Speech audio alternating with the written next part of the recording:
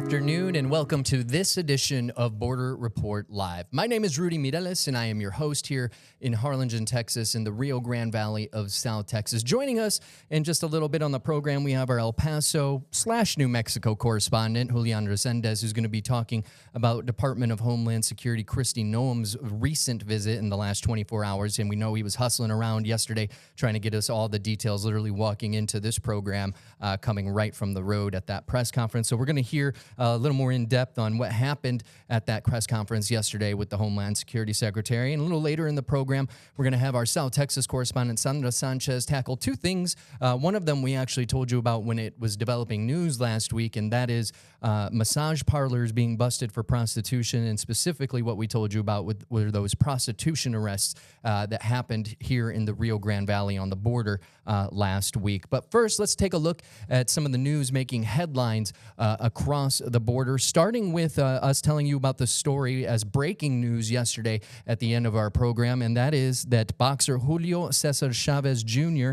has been deported to Mexico following his arrest in the United States for overstaying his visa and lying on a green card application. This is a look at his mugshot right here. And this was released by Homeland Security.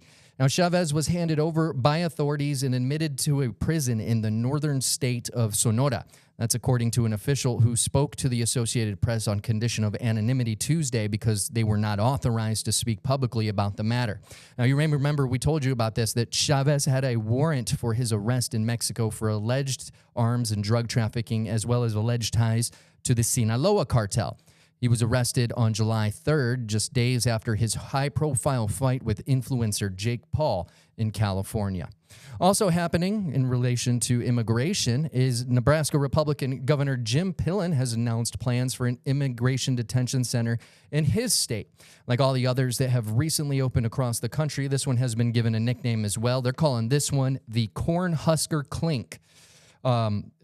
The Trump administration is racing to expand infrastructure necessary for increasing deportations, and they're adding new detention facilities across the country to hold the growing number of immigrants they have arrested and accused of being in the country illegally. We've been following this for several weeks now. We've told you about one of the places open up at Fort Bliss. Earlier this week, we had Julian Resendiz covering that for us. Speaking of Julian Resendiz, we are going to check in with him in just a little bit. But first, we wanted to take a look at an interesting story that our Salvador Rivera out of San Diego has gotten for us. Now, in San Diego, activists and teachers educated parents and the public about their rights if approached by ICE agents on or near schools. Our Salvador Rivera has that story.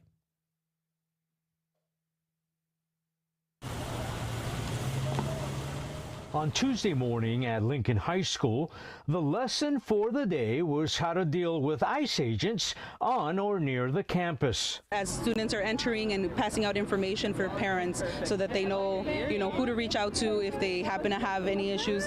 Erendira Ramirez is an educator and member of Unión del Barrio, the group staging an awareness campaign instructing fellow teachers and the public about their rights should they encounter immigration officers near their schools. Focus is really about showing solidarity to the familias, to the students, to ensure that they feel that there's community behind them, that they are welcome here, that they should be coming to school. Another component of this campaign is community car patrols. There are key factors to identify ICE agents. Marisol, one of the volunteers, says they have learned how to spot agents because of the American-made SUVs they tend to drive. Another factor is the tinted windows. They are so tinted you can hardly see. You have to really come up close to be able to see within. They also travel with other units. They might not have a California exempt license plate. They might have no license plate. Organizers say they plan on doing this on an ongoing basis, not just here at Lincoln High School, but at many other schools throughout San Diego County. Families are being separated, and that impacts the way that we teach our students. It affects the rest of our students when their friends aren't showing up, when you have less students to teach, and so it's all all interrelated. Ramirez told us San Diego Unified and other school districts are not officially involved in their education campaign or community car patrols. Salvador Rivera, Border Report. Thank you so much for that, Salvador. Now stay with us because after the break, we're going to hear from our Julian Resendiz, El Paso correspondent, on that visit from Homeland Security Secretary Noem out to New Mexico. Border Report Live is back in 1 minute.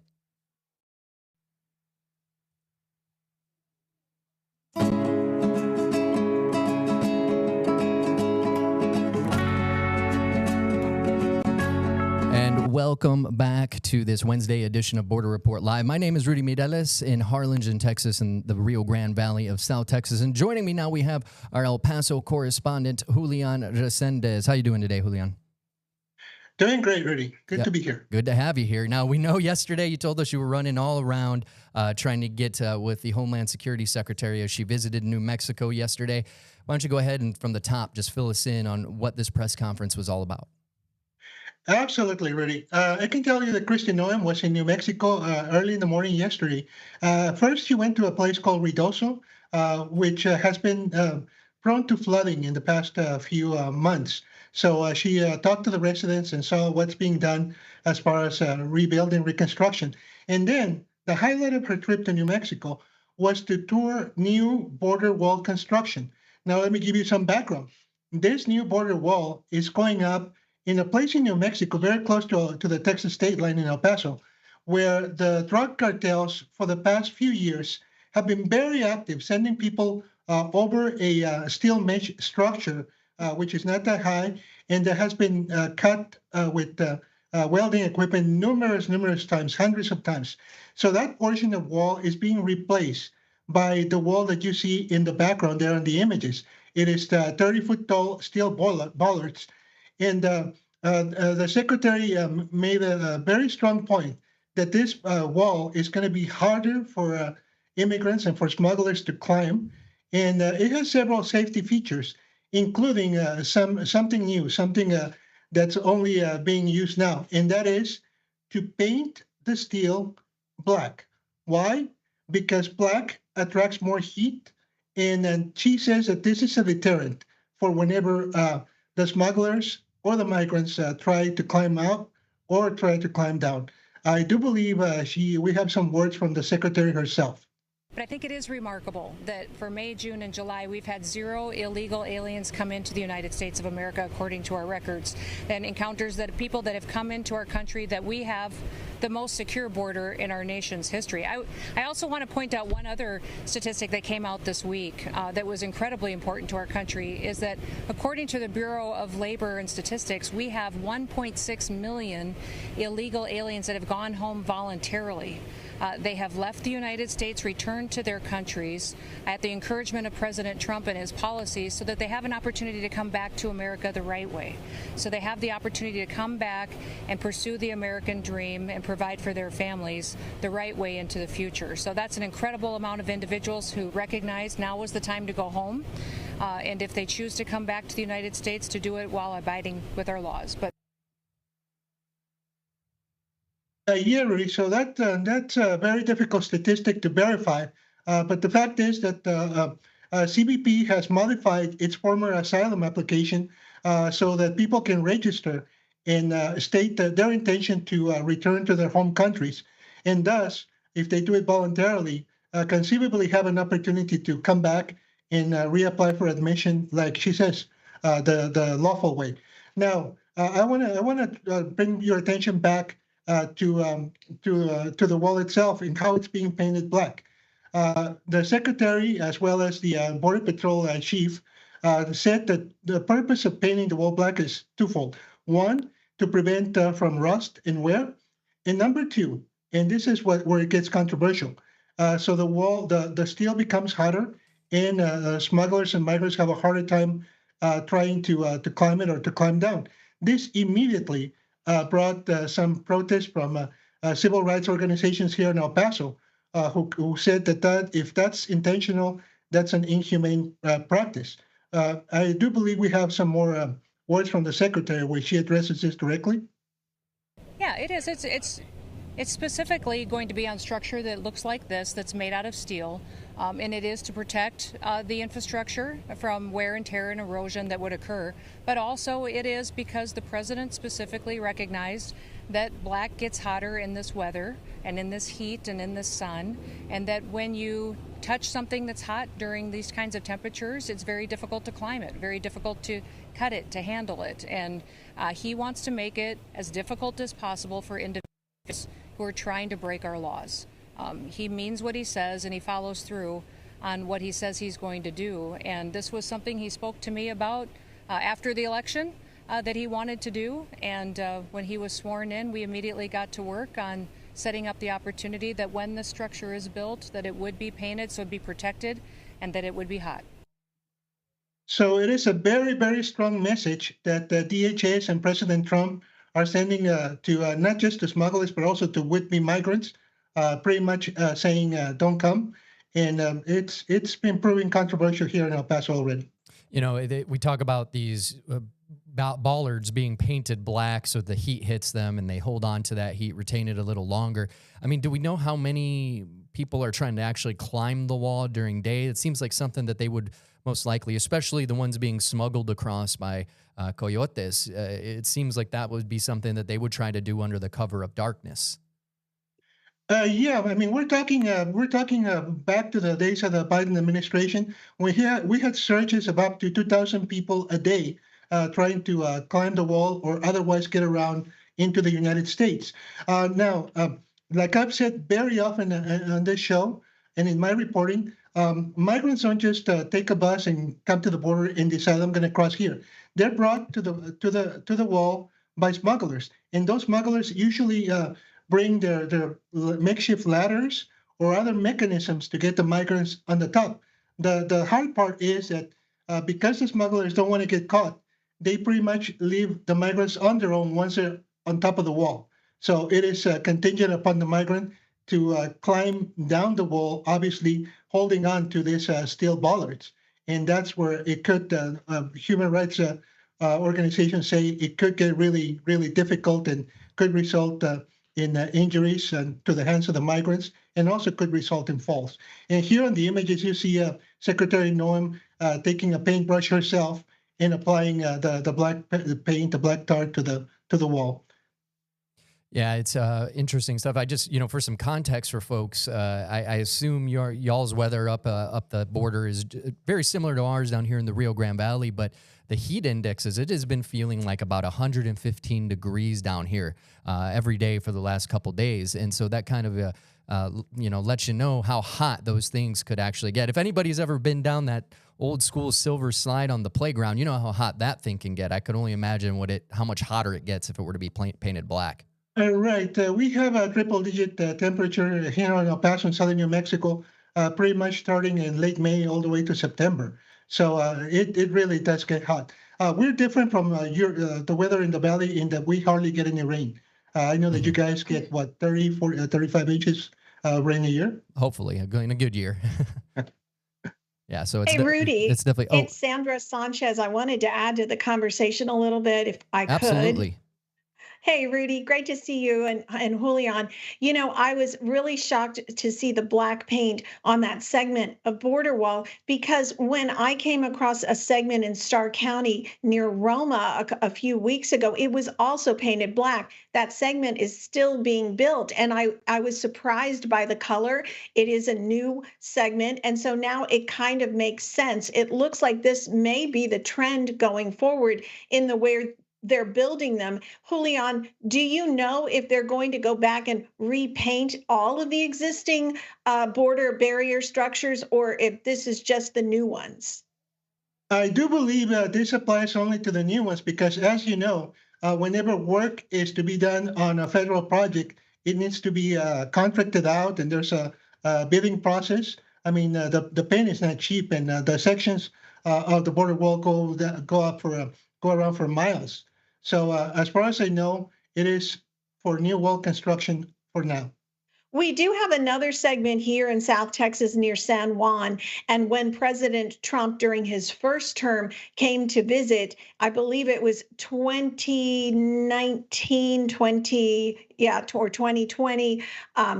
It was very interesting. We were all looking all over to try to find where he was going to be. And then these giant flags were put up, and this one section was painted black. And I told my producers, hey, I think I know where he's going to be. And that's exactly where he showed up. He did not want to be in front of the rusted wall. And so we have this one segment, about a half-mile segment that's black. So it looks like there's more black sections to come.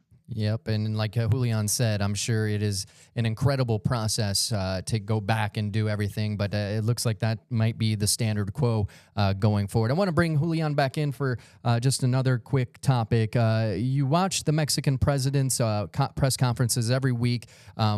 Today, she mentioned the United States Drug Enforcement Agency. Fill us in on that. Yeah, this also has to do with President Trump's very strong drive to take care of two problems. One, migration, as we have spoken with the border wall, and the other is the flow of fentanyl and other drugs from Mexico, other illegal drugs from Mexico.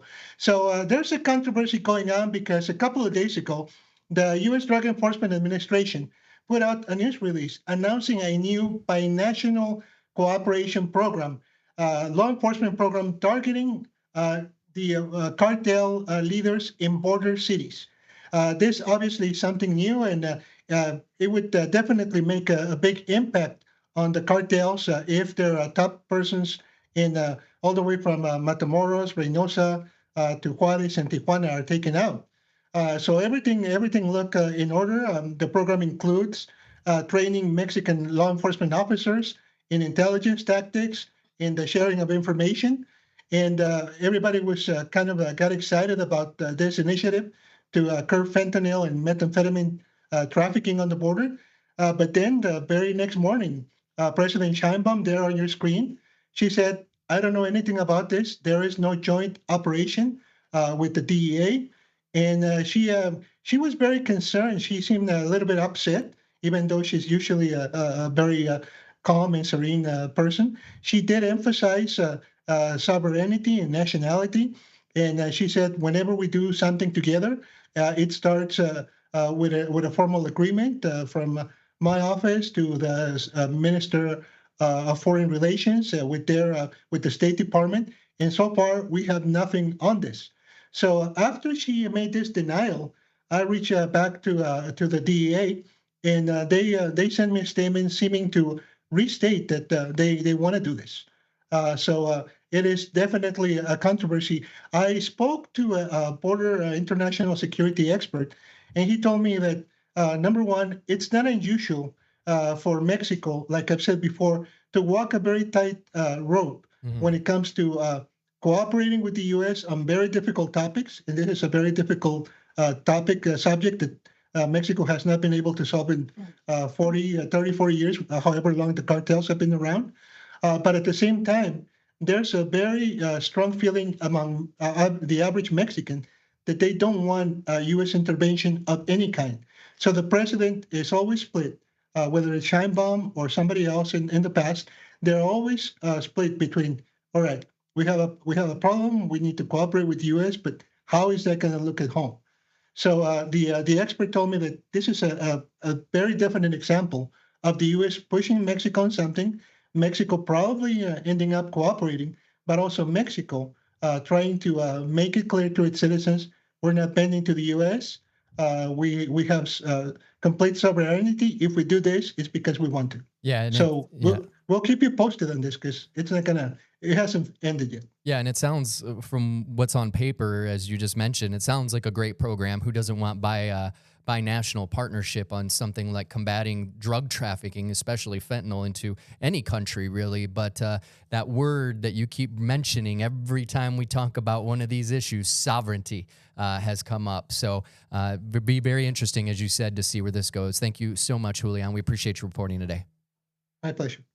All right, that is going to do it for this segment of Border Report Live. But in just a little bit, we're going to bring our South Texas correspondent Sandra Sanchez back in to talk about some massage parlor busts, the prostitution busts, as well as some prostitution arrests at the border that we told you about last week, with more info on those arrests. Stay with us. Border Report Live is back in 1 minute.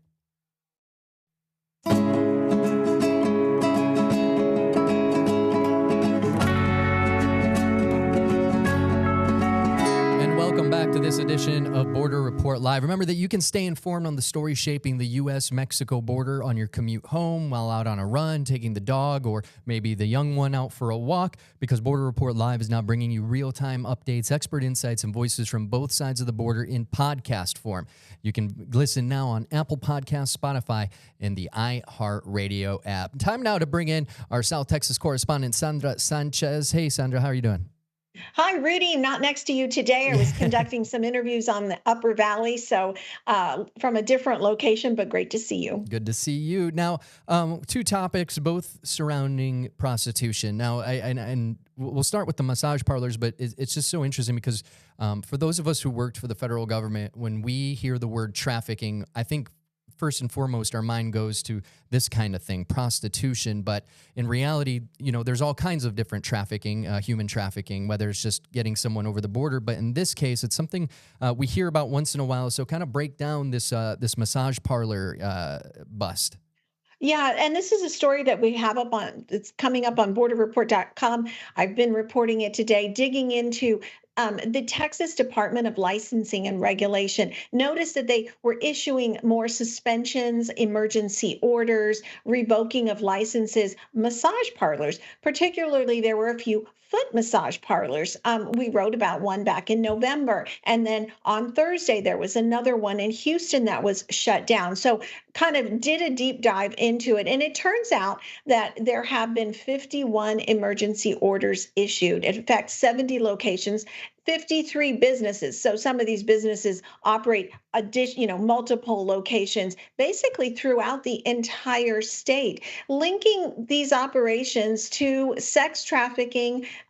You can go on the TDLR website and search each case, and it is just amazing to see some of the allegations and then some of the charges that have been issued, the permanent revoking of licenses, indefinite suspensions, shuttering completely, charges that employees were engaged in sexual activity at the facility, employees saying they were brought over, they were human trafficked for this purpose and that they were not allowed to leave.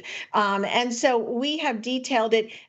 Going back to November was actually the 14th such case that the TTLR had issued this emergency order. And that's under it's a law that took effect September 1, 2023, that the Texas legislature announced that gives this agency the right to suspend.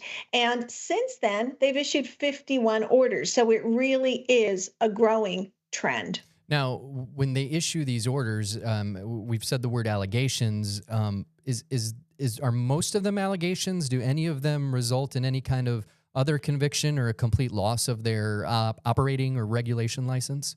Yeah, and the ones that we've detailed, most of them have been indefinitely suspended. The licenses, lifelong bans issued, additional charges noted, and it will even say things like for public safety and the health of the community. Additional, taking it a step further against some of the owners listed. Just a couple of weeks ago, there were 2 massage parlors in Austin that were also shut down. And going back, the Laredo one in November piqued my interest, and I started following this. And then when I saw the one in Houston most recently, we did a deep dive and spiraled down, and this is what we found, and it's sad. I don't know if this information is available, but how many, my question is, because when you walk into even just, where I go to get my hair cut, wherever that may be, you always see these signs that say, if you suspect any kind of human trafficking in this building, you need to report it. Do we know how many cases were actually reported by individuals who maybe just went in there to get a service? You can go through each individual file relating to the 70 different facilities, and they're all the documentation is there. Oftentimes, suspicious activity such as not having an initial consult is what kicked it off with investigators wanting to look further into these establishments. Something benign as not having their permit sign up, and then they came in, and oftentimes joined by the FBI and several other agencies. In the Houston case, Harris County Constable, Harris County Sheriff's Department joined in.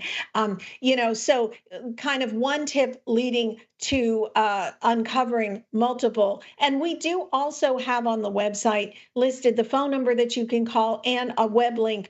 If you note some kind of suspicious activity, you can report it. Yeah, if you see something, say something. Very important. It could save lives in this situation. Well, thank you so much for your reporting today, Sandra Sanchez, our South Texas correspondent, joining us. And thank you so much at home for joining us. If you'd like to know more about that story we just talked about, or any of the stories, or even just catch up on an old episode of Border Report Live, you can visit borderreport.com for more. Until tomorrow, have a good day.